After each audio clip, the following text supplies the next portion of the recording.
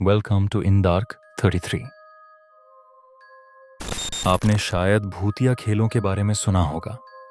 वो खेल जिनके जरिए अलौकिक शक्तियों या आत्माओं को बुलाया जाता है। आज हम एक ऐसे ही भूतिया खेल की कहानी सुनने जा रहे हैं जिसका नाम है प्लांचेट। इस कहानी को सुनकर आपके मन में भी सवाल उठेगा, क्या यह सच में मुमकिन है? तो फिर देर न करते हुए शुरू करते हैं कहानी का असली हिस्सा। साल था 2013 से 2014 के बीच का। प्रियंका तब कॉलेज के तीसरे साल में थी, यानी उसकी कॉलेज की जिंदगी का आखिरी साल। वो एक आम छात्रा थी, कभी क्लास मिस नहीं करती थी। क्लास खत्म होने के बाद हर दिन गढ़ के मैदान में दोस्तों के साथ गपशप करना उसकी आदत बन चुकी थी। हरी घास पर बैठकर शाम की हल्की हवा में वो लोग बातें करते, हंसी मजाक करते। प्रियंका के ग्रुप में कुल 7 दोस्त थे। इस ग्रुप का लीडर था राहुल, एक जिंदा दिल लड़का जो सबसे आसानी से घुल मिल जाता था। कॉलेज के आखिरी साल को यादगार बनाना उनका मकसद था, इसलिए कोई भी मजेदार मौका वो हाथ से नहीं जाने देते थे। लेकिन पिछले 2 दिनों से उनके ग्रुप में एक नया चेहरा शामिल हुआ था। उसका नाम था देवशंकर मुखर्जी। वो कोलकाता यूनिवर्सिटी में बांग्ला साहित्य का छात्र था। लंबा पतला शरीर, आंखों में एक गहरी सी शांति। उसे देखते ही लगता था कि वो कुछ अलग है। देवशंकर राहुल का बचपन का दोस्त था। राहुल छात्र, राजनीति और कई सामाजिक कामों में सक्रिय था, इसलिए उसके दोस्तों की तादाद भी खूब थी। उसी ने देवशंकर को ग्रुप में लाया था। देवशंकर में एक खास बात थी जिसने उसे ग्रुप में चर्चा का विषय बना दिया। वो न सिर्फ एक अच्छा छात्र था, बल्कि उसके चाचा शहर के मशहूर तांत्रिक और ज्योतिषी थे। चाचा से उसने तंत्र विद्या की कुछ बातें सीखी थीं, लेकिन उसकी असली खूबी थी कुछ और। वो प्लांचेट में उस्ताद था, यानी एक लकड़ी की तख्ती और पॉइंटर की मदद से वो आत्माओं से संपर्क कर सकता था। राहुल ने ग्रुप में गर्व से कहा, देवशंकर प्लांचेट का मास्टर है। उसकी ये काबिलियत देखकर तुम सब हैरान रह जाओगे। ग्रुप के ज्यादातर लोग ये सुनकर उत्सुक हो गए, लेकिन हर ग्रुप में 1-2 नास्तिक होते ही हैं, और यहां भी थे। कौशिक और इंद्र दोनों ने ये बात सुनकर हंसकर टाल दी। कौशिक बोला, प्लांचेट, ये सब बकवास है। बता, तूने किसे बुलाया था? इंद्र ने भी तंज कसा, हां, कौन से महापुरुष को नीचे उतारा था? दोनों हंसते हंसते राहुल को भी कुछ ताने मार गए। देवशंकर चुपचाप उनकी बातें सुन रहा था। उसके चेहरे पर न गुस्सा था, न झुंझलाहट। वो शांत आवाज में बोला, मैंने अब तक 3 बार प्लांचेट किया है। पहली बार अपनी दादी की आत्मा को बुलाया था। उन्होंने आत्महत्या की थी। मैं तब छोटा था। लोग कहते थे कि घर के किसी ने उन्हें मारा था। मैं जानना चाहता था कि सच क्या है। दूसरी बार एक दोस्त के पिता को बुलाया, उसकी मर्जी से।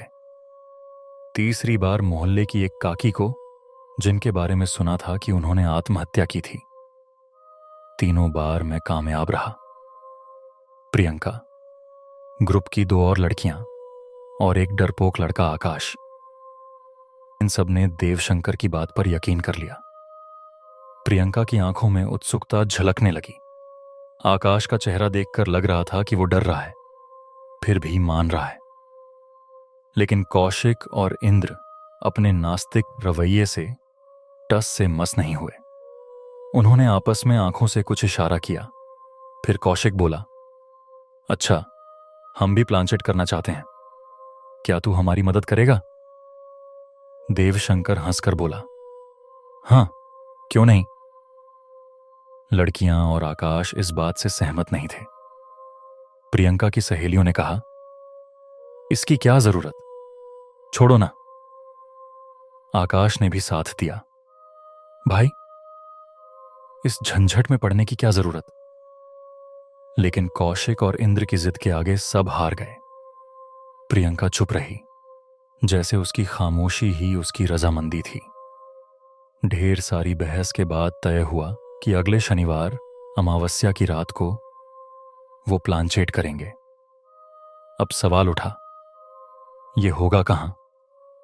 राहुल बोला, मेरे घर पर ही हो सकता है। देवशंकर ने कहा, मैं कल तेरे घर जाकर देख लूंगा। लड़कियां इस प्लान में शामिल नहीं होना चाहती थीं। उनके चेहरों पर डर साफ दिख रहा था।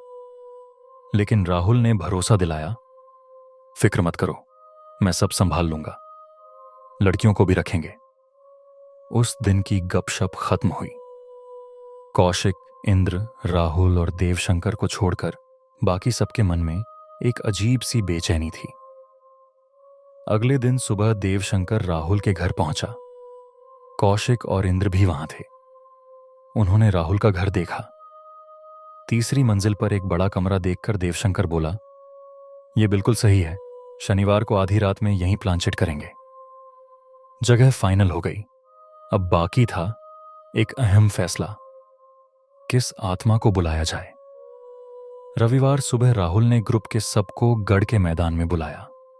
बोला, एक जरूरी बात करनी है। सब आए। चर्चा शुरू हुई। किसे बुलाना है? दुनिया में इतने लोग मर चुके हैं, किसकी आत्मा को बुलाया जाए, यह तय करना जरूरी था। कई सुझाव आए, लेकिन कोई पसंद नहीं आया। आखिर में प्रियंका ने मुंह खोला। वो बोली, मेरे मन में एक सवाल है।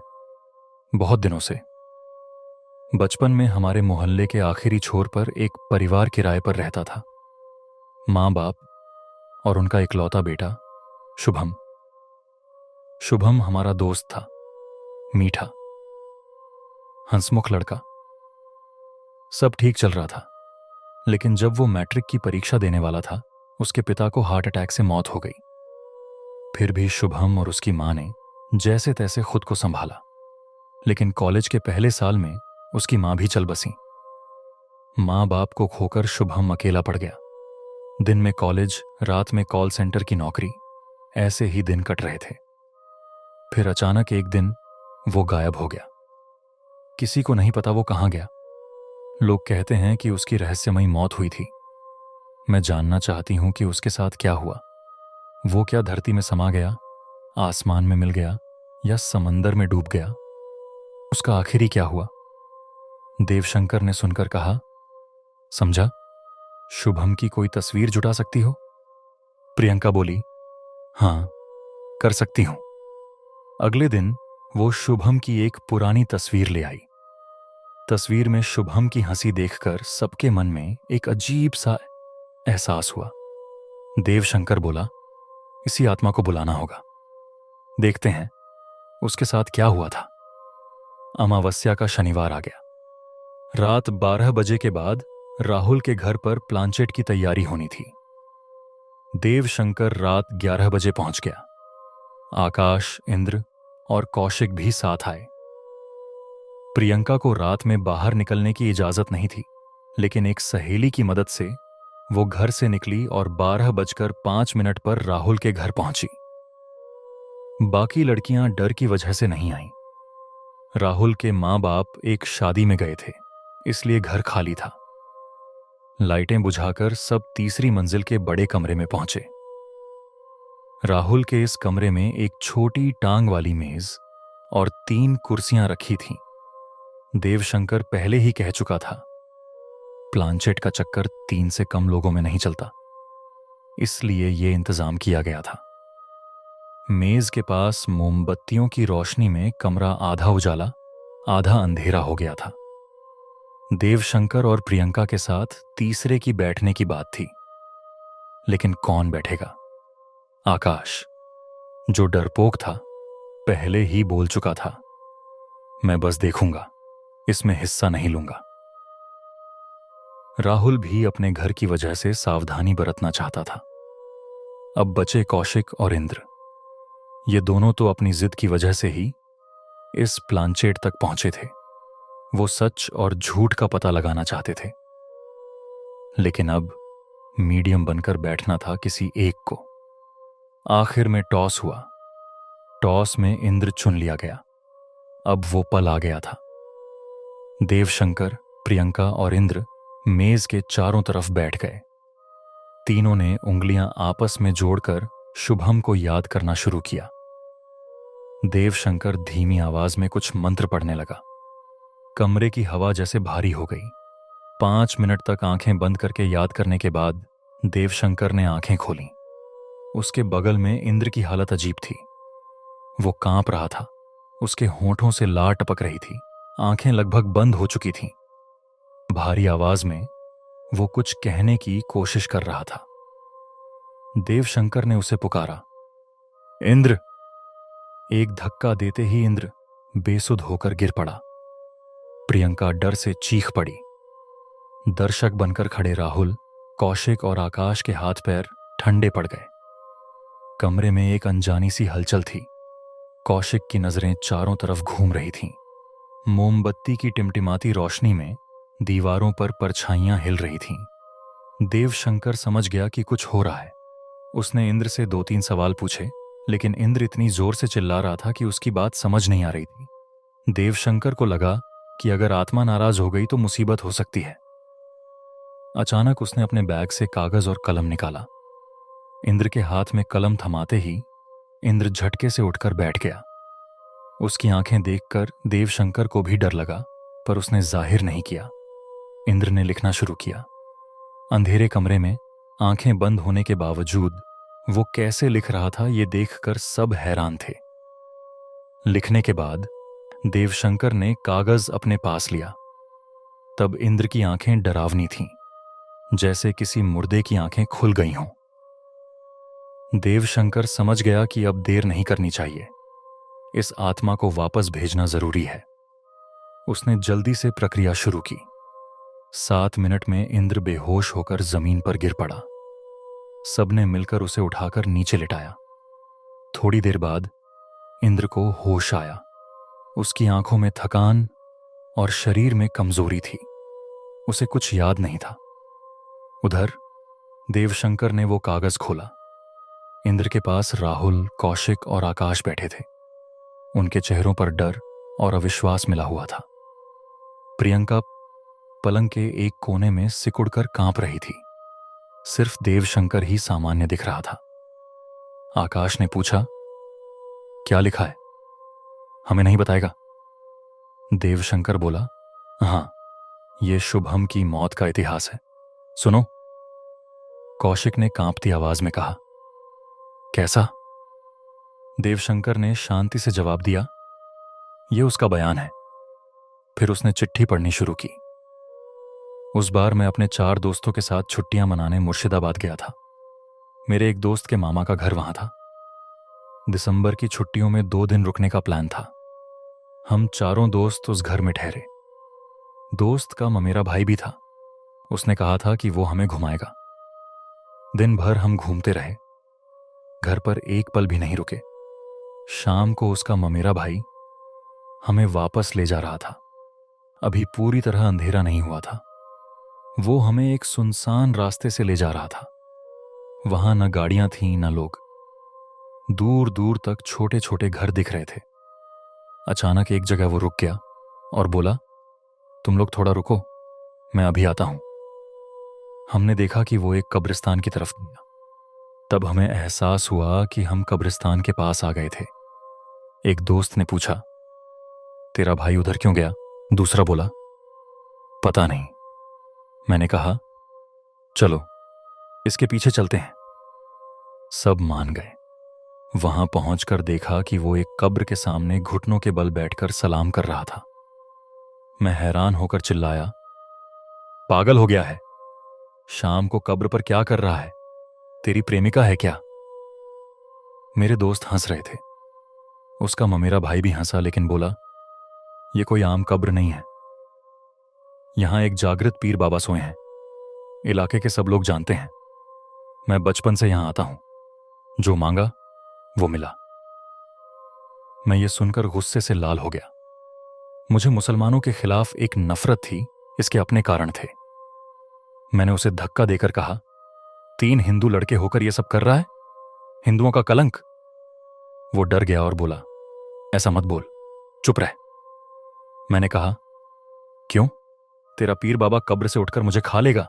देखता हूं वो क्या करता है। मैंने सिगरेट सुलगाई, दोस्तों ने भी जला ली। फिर मैंने कब्र पर पैर रख दिया। उसका ममेरा भाई उछलकर मेरे पैर पकड़ लिया और रोने लगा। पैर हटा, पैर हटा। मैंने झुंझलाकर पैर हटाया, लेकिन गुस्से से फट पड़ा। उसकी कॉलर पकड़कर उसे उठाया और धक्का दे दिया। मेरे दोस्त भी गुस्से में उसे घेर लिया।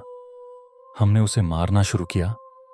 मैंने कहा, तेरा पीर बाबा तुझे बचाए, इतना मारा कहां है वो? फिर मैंने कब्र के चारों तरफ घूमकर पेशाब कर दिया। वो तड़पने लगा। ऐसा मत कर, मैंने कहा। चुप रह। मेरे दोस्त उसे पकड़े रहे, पर वो मेरी तरह इतना नहीं किए। आखिर में हमने फैसला किया कि उसके मामा के घर नहीं लौटेंगे। बाकी एक दिन होटल में काट लेंगे।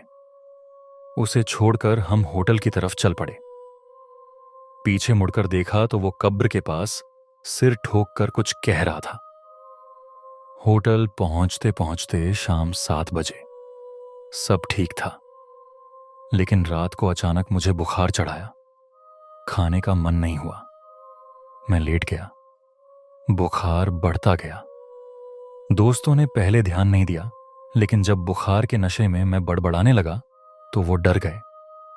होटल वालों ने कहा, इतनी रात को डॉक्टर नहीं आएगा।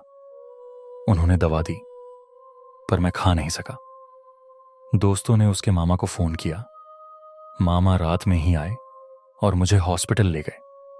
बुखार कम नहीं हुआ। 2 दिन बाद डॉक्टर ने कहा कि मेरे दिमाग में दिक्कत हो गई है।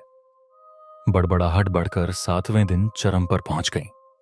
फिर मुझे दमदम पागल खाने में भर्ती कर दिया गया। वहां एक दिन बुखार के नशे में मैंने साफ देखा, पीर बाबा कब्र पर बैठे मेरी तरफ देख रहे थे। उनकी नजरों ने मेरी सारी हिम्मत छीन ली। मेरे पैर सुन्न पड़ गए। आंखें बंद की। जब खोली तो देखा कि मैं एक खाट पर बैठा हूं। समझ आया कि दर्द नहीं है, शरीर हल्का है। तभी कंधे पर एक हाथ का स्पर्श हुआ। पीछे देखा तो मेरा बचपन का दोस्त अरिजीत मेरे कंधे पर हाथ रखे खड़ा था। अरिजीत ने पूछा, अब कैसा लग रहा है? शुभम इंद्र के जरिए बोला, अच्छा, सीने में दर्द नहीं है। पागल खाने की इलाज की तकलीफ भी खत्म हो गई। अरिजीत हंसकर बोला, शुरू शुरू में ऐसा होता है, धीरे धीरे सब ठीक हो जाएगा। शुभम के मन में एक सवाल उठा। उसने कहा, अरिजीत, तू यहां कैसे? अरिजीत ने शांति से कहा, मुझे तो यहां ही रहना था, सो हूं। अचानक शुभम को याद आया। वो चौंक कर बोला, लेकिन तू तो 18 साल की उम्र में मारा गया था। मैं खुद तेरे दाह में गया था, फिर तू यहां कैसे? अरिजीत उसकी तरफ देखकर बोला, तू भी अब जिंदा नहीं है दोस्त। चिट्ठी की आखिरी लाइन पढ़ते ही कमरे में सन्नाटा छा गया। रात की खामोशी में बस मोमबत्ती की रोशनी कांप रही थी। शुभम का बयान सुनकर सब स्तब्ध थे। अचानक राहुल बोला, इंद्र, तुझे एक और कागज कलम देता हूं, ये लिखावट दोबारा लिख। सब सहमत हुए। उनके मन में एक ही सवाल था, हाथ की लिखावट मिलेगी या नहीं। इंद्र ने दाहिने हाथ से लिखना शुरू किया। देवशंकर ने गौर किया कि चिट्ठी लिखते वक्त इंद्र बाएं हाथ से लिख रहा था। उसने सबसे पूछा, इंद्र, तू बाएं हाथ से लिखता है क्या? इंद्र हैरान होकर बोला, नहीं, मैं तो हमेशा दाहिने हाथ से लिखता हूं। क्यों? देवशंकर बोला, तू अभी बाएं हाथ से लिख रहा था, अब बाएं हाथ से लिखकर दिखा। इंद्र ने कोशिश की, लेकिन बाएं हाथ से कुछ लिख नहीं पाया।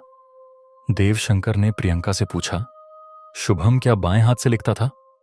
प्रियंका बोली, मुझे नहीं पता, हम साथ में खेलते कूदते थे, लेकिन पढ़ाई या कोचिंग साथ में नहीं की। कौशिक, जो नास्तिक था, बोला, यह सब तर्क से परे है, मेरी आंखों के सामने हुआ, इसे झुठलाया नहीं जा सकता। फिर भी थोड़ा और पता करना चाहिए। आकाश उसकी बात से सहमत हुआ। देवशंकर बोला, कौन सा सबूत चाहिए? कौशिक ने कहा, प्रियंका, शुभम जिस मकान में किराए पर रहता था उसके मकान मालिक से बात हो सकती है या कोई रिश्तेदार को जानती हो? प्रियंका बोली, ठीक है, कल सुबह 10 बजे मेरे घर आना, फिर मकान मालिक से बात करेंगे। अगले दिन सुबह 10 बजे सब प्रियंका के घर जमा हुए। वे शुभम के मकान मालिक के पास गए। मकान मालिक मदद को तैयार हुआ। उसने कहा, शुभम के मामा से संपर्क है, शाम को मैं तुम्हें ले चलूंगा। दोपहर में आराम करने के बाद शाम को वे फिर प्रियंका के घर आए। मकान मालिक उन्हें शुभम के मामा के घर ले गया। शुभम के बड़े मामा से बात हुई। मकान मालिक ने सब समझाया। मामा बोले, हाँ, मेरे भतीजे के आखिरी दिन पागल खाने में गुजरे थे। मुर्शिदाबाद घूमने गया था, वहां ज्यादा हिम्मत दिखाने का नतीजा ऐसा हुआ। हमने बात दबा दी थी ताकि मोहल्ले वालों को न पता चले। इंद्र बोला, काका, एक बात और, शुभम की लिखी कोई पुरानी कॉपी है? मामा बोले, पुरानी किताबों कॉपियों में हो सकती है, ढूंढने में वक्त लगेगा, वो कल आना। अगले दिन सोमवार होने की वजह से मकान मालिक नहीं जा सका। फिर भी मामा ने एक पुरानी कॉपी निकाल दी। देवशंकर ने चिट्ठी की लिखावट को कॉपी से मिलाया, बिल्कुल एक जैसी। सबके माथे पर पसीना आ गया। इस अविश्वसनीय घटना ने उन्हें चुप कर दिया। उसके बाद गढ़ के मैदान की गपशप बंद हो गई। कॉलेज की जिंदगी खत्म हुई।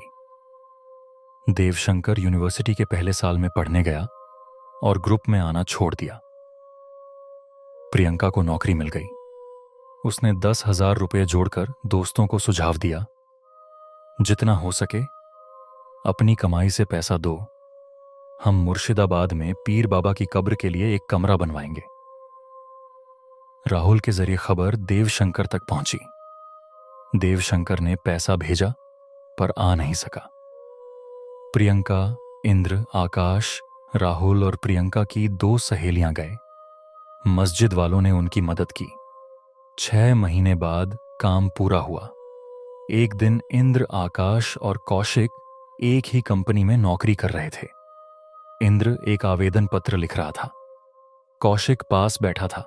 तभी उसने देखा कि इंद्र बाएं हाथ से लिख रहा है। उसने वीडियो बना लिया। बाद में आकाश को दिखाकर बोला, समझ रहा है क्या माजरा? आकाश बोला, क्या? कौशिक ने कहा, उस रात की बात भूल गया? देवशंकर ने कहा था कि आत्मा बाएं हाथ से लिखती है। इंद्र तो बाएं हाथ से लिख नहीं सकता। आकाश चौंक गया।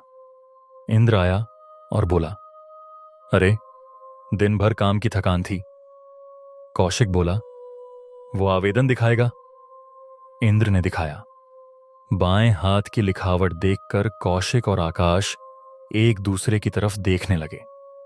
कौशिक बोला, इंद्र, बाहर आ, बात करनी है। बाहर जाकर आकाश ने कहा, इंद्र, सीधे पूछता हूं, ये लिखावट तेरी है तो उस दिन चिट्ठी किसने लिखी थी?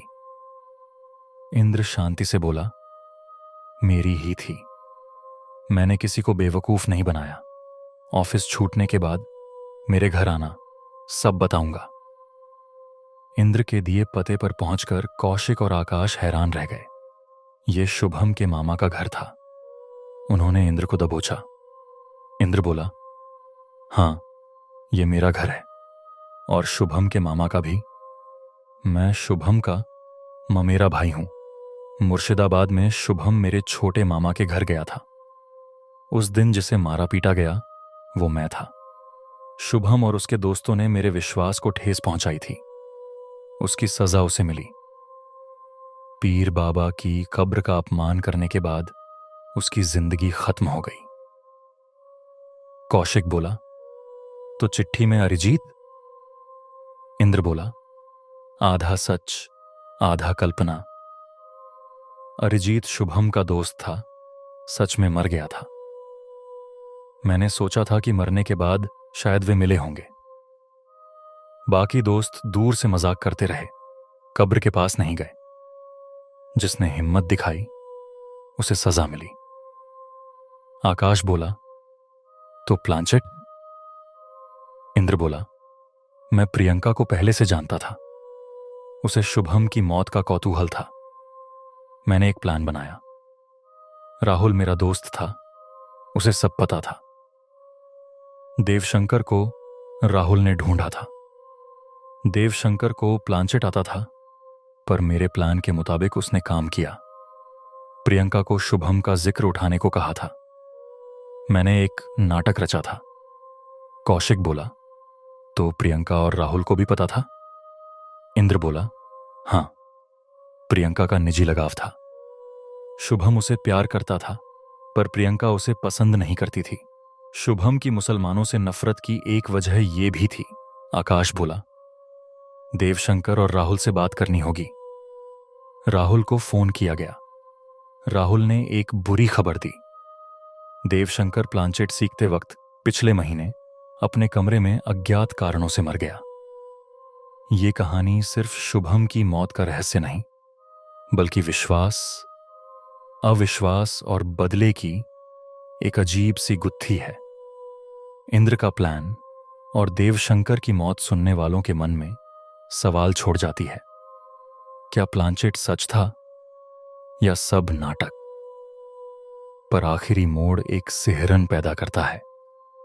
क्या अलौकिक शक्ति ने सचमुच देवशंकर को नहीं छोड़ा?